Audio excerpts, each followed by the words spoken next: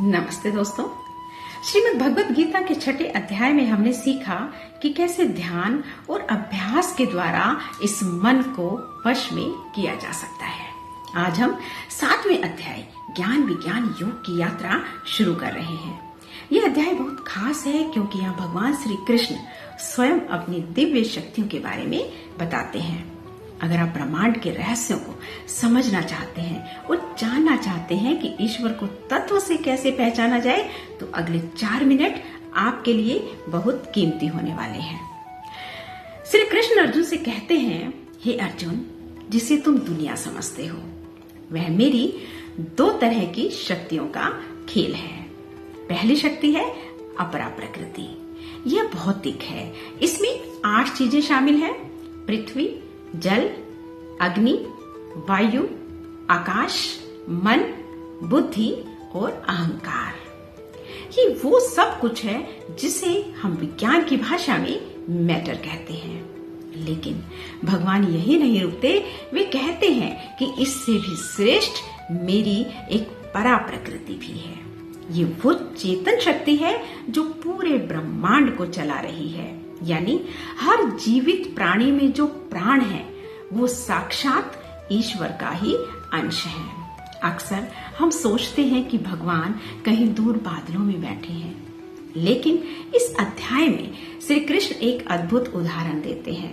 वे कहते हैं कि जैसे एक सुंदर हार में सूत के धागे के अंदर मणियां पिरोई हुई होती हैं, वैसे ही सारा संसार मुझ में पिरोया हुआ है। धागा दिखता नहीं है, लेकिन वही मोतियों को जोड़ कर रखता है। ठीक वैसे ही ईश्वर अदृश्य रहकर भी हर चीज को संभालते हैं।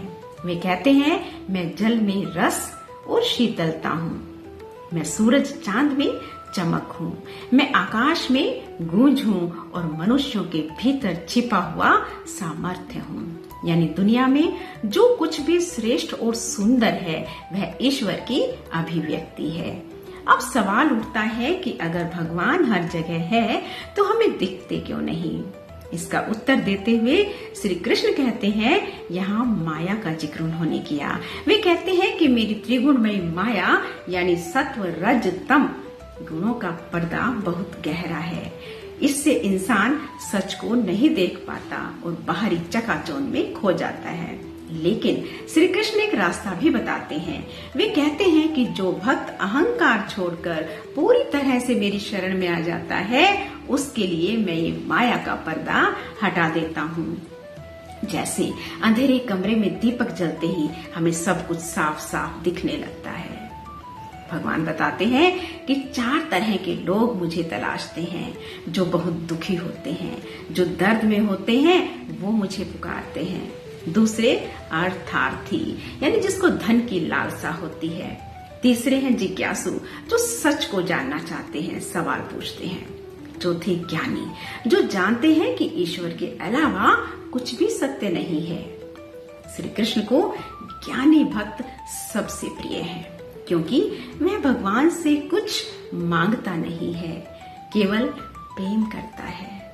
तो दोस्तों, 7वें अध्याय का संदेश बिल्कुल साफ है कि ईश्वर को केवल मंदिर की मूर्तियों में मत ढूंढिए, उन्हें प्रकृति के कण कण में महसूस कीजिए।